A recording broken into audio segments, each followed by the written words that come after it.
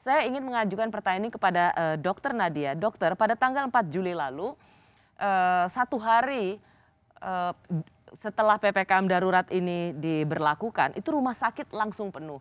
Tetapi kemudian Anda mengatakan fasilitas kesehatan tidak kolaps, tapi over capacity atau kelebihan beban. Nah, sekarang kita juga masih mendengar kurangnya ambulans, kurangnya kamar rumah sakit, kurangnya tabung oksigen, tidak adanya obat-obatan. Apakah memang itu semua tidak menunjukkan kita kolaps, tapi hanya karena over kapasitas? Ya, kalau saya melihat ya, di tengah tentunya keterbatasan sarana dan prasarana, fasilitas pelayanan kesehatan dan nakes itu masih berjuang ya untuk memberikan pelayanan yang terbaik. Dan ini menunjukkan bahwa sebenarnya kita itu tidak kolaps dari sisi kesehatan. Tidak Karena kolapsnya kalau dari mana? Apakah misalnya fakta dari laporan koalisi warga lapor COVID-19 mencatat 265 orang meninggal dunia akibat COVID-19 ketika sedang menjalani isolasi mandiri di rumah saat mencari fasilitas kesehatan serta saat menunggu antrian instalasi gawat darurat IGD di rumah sakit. Mereka masuk rumah sakit tapi harus berjam-jam di mobil untuk menunggu antrian, atau mereka tidak bisa ke rumah sakit karena isoman, atau mereka yang saturasinya masih di atas 90-an juga tidak diterima karena yang diutamakan adalah yang parah, atau sekarang juga bahkan yang diterima adalah yang saturasinya lebih baik karena lebih cepat sembuh. Apakah itu tidak menunjukkan ke rumah sakit kolaps? kalau menurut saya tidak kolaps ya. Artinya kalau kita lihat kemarin kita mencapai angka kesembuhan 38.000 dan case fatality rate kita sebenarnya masih 2,67%. Artinya kalau kemudian kita berbicara mengenai kolaps itu totally bahwa angka kematian kita itu betul-betul tinggi dan mungkin tidak ada atau sangat sedikit yang bisa kita sembuhkan ya. Tapi dari jumlah kasus positif misalnya yang kita temukan 56.000 ataupun kemarin 54.000 itu masih banyak yang kemudian bisa tertangani ya. Ya. Faktor dari kematian itu memang kita harus telusuri lebih lanjut karena memang dikatakan kami tahu bahwa kami sampaikan bahwa ini over capacity. Kenapa? Jadi Anda, Dokter Nadia, Anda ingin mengatakan bahwa kita masih hanya karena kelebihan beban. Begitu banyaknya yang datang, baik itu yang berat maupun yang itu ringan, semuanya masuk ke rumah sakit, sehingga rumah sakit itu kelebihan beban. Jadi sampai Ya, saat ini betul. bukan kolaps, Karena tapi kelebihan beban. betul, karena memang jumlah kasus yang datang dan jumlah orang yang waktu bersamaan itu membutuhkan pertolongan dalam jumlah yang luar biasa, di luar dari kapasitas. Misalnya kalau kita berbicara ruang triase yang biasanya hanya mungkin untuk 40-50 orang, tapi kalau sekarang datang 150 pasti over capacity. Ya, Dan sarana prasarana kan tidak mungkin juga kita langsung siapkan.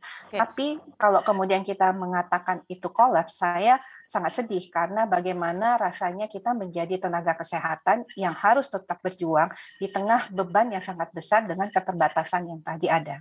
Mbak Irma, kita tidak kolaps. Jadi selama ini lapor COVID-19 sering sekali melebih-lebihkan, sering sekali tidak sesuai realitas, dan itu sungguhnya membuat kita itu jadi getir melihat realitas di lapangan yang tidak seburuk dilaporkan oleh lapor COVID-19. Saya sangat sedih sekali mendengarkan respon Ibu Nadia, seolah Ibu Nadia tidak memiliki simpati dan empati terhadap tenaga kesehatan, terhadap keluarga yang sudah berjuang mati-matian mencari rumah sakit sampai harus rela anggota keluarganya yang terinfeksi COVID meregang nyawa. Saya kira mungkin saya hanya ingin usul saja Ibu dan mewakili Kementerian Kesehatan. Kalau Anda masih berpikir, berpatokan bahwa ini over capacity dan bahwa tidak kolaps dan bahwa Anda masih berpatokan terhadap angka kesembuhan, silahkan. Artinya Anda tidak menunjukkan simpati dan empati terhadap pasien yang semalaman cari rumah sakit kemudian ditolak. Over capacity, sepakat. Over capacity itu, Bu, kalau kita datang ke rumah sakit, ditolak satu rumah sakit, kemudian pasiennya ya udah deh nggak dapat rumah sakit, dirawat. Ada klinik yang ada dokter yang bisa memantau, ada puskesmas yang bisa memantau. Apa yang terjadi sekarang? Satu orang pasien ditolak dari lebih dari 10 rumah sakit, Ibu, terutama di Jabodetabek. Kami bisa memberikan datanya dan saya kira lapor COVID sudah membuka datanya di sosial media kami, di website kami, dan kami bahkan juga bersama-sama para nakes, organisasi profesi nakes juga sudah menunjukkan bahwa nakes aja kadang-kadang mereka itu tidak dapat ICU di rumah sakit tempat mereka berada, bekerja.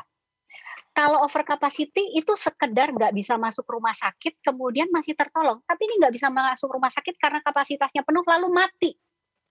Di mana empati Anda? Satu itu. Mbak Rosi, saya ingin mengupdate data Mbak Rosi. Hingga hari ini, mereka yang meninggal isolasi mandiri di rumah itu mencapai 621. Tentu saja ini data yang kami kumpulkan berdasarkan 600 apa sudah ya? yang diberi 621 orang, Mbak Rosi. Berdasarkan yang diberitakan oleh media, yang kemudian kami lakukan triangulasi juga untuk memverifikasi kebenarannya. Kemudian di sosial media supaya kita ada double checking, supaya tidak ada data yang double. Dan juga kita bekerja sama dengan teman-teman CISDI yang memiliki program yang sangat bagus, Puspa di puskesmas. Sampai di situ dulu. Jadi Anda ingin mengatakan ada lebih dari 600 yang meninggal karena isoman karena mereka tidak punya pilihan lain, rumah sakit itu tidak bisa menampung. Dan itu yang membedakan antara over capacity sama collapse. Karena rumah sakit sudah nggak bisa terima pasien manapun juga. Susah sekali cari rumah sakit.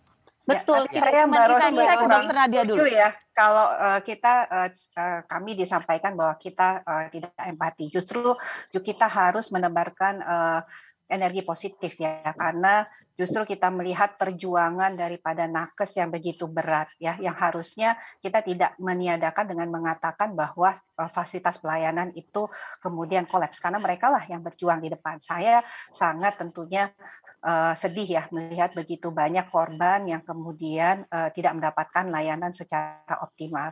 Dan kami tentunya sangat terbuka ini Mbak Irma ya, kalau memang ada rumah sakit yang sampai kemudian menolak ya, menolak untuk kemudian tidak menangani terlebih dahulu. Dan ini mereka rumah sakit yang menolak, Dokter Nadia, saya rasa rumah sakit yang menolak pasien jangan dianggap sebagai sesuatu yang karena mereka tidak mau, ya karena mereka udah nggak mampu, sudah nggak ada lagi. Betul.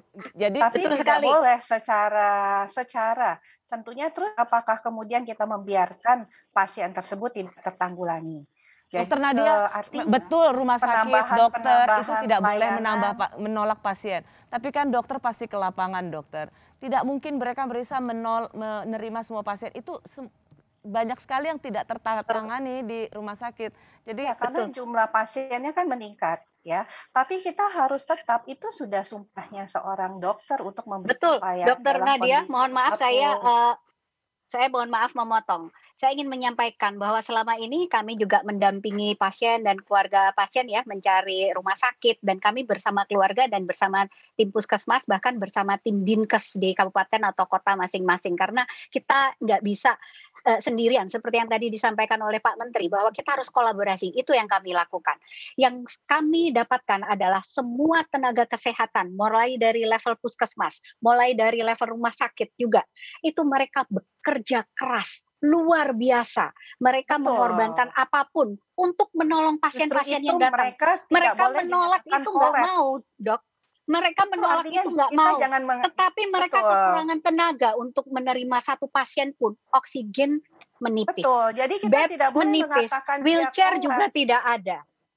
Ya, kalau memang sekedar mereka ditolak tidak saja, kolaps karena mereka berusaha untuk memberikan yang terbaik. Justru kami sangat menghargai dengan menyatakan upaya-upaya mereka itu, dan kami mengakui ini situasi sulit. Bu Nadia, kalau saya menangkap perdebatan ini, menyediakan berbagai sarana prasarana yang mencukupi dalam waktu dekat.